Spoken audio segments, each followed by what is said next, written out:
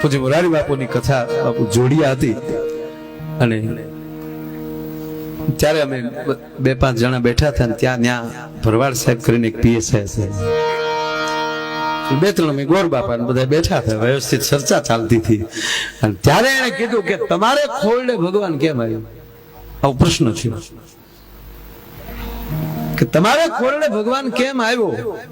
ત્યારે ભરવાડ સાહેબ એટલું બોલ્યા કે દાદા તમે કોઈ પણ જગ્યાએ ભગવાનની સ્થાપના કરાવો તો અહીંયા ગાયનું ચાણ અને ગૌમૂત્ર લીપવું પડે? કે હા. કે અમારે ગોઠણે ગોઠણે હતું ને એટલે આવ્યું.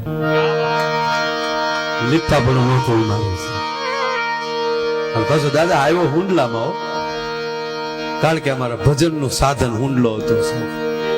અમારી પાસે પુસ્તકો નહોતા, અમારી પાસે બધી માળાના બેરખા નહોતા, પણ અમારી માવું વાયદા કરતે કરતે કહેતી હતી જાગને જાદવા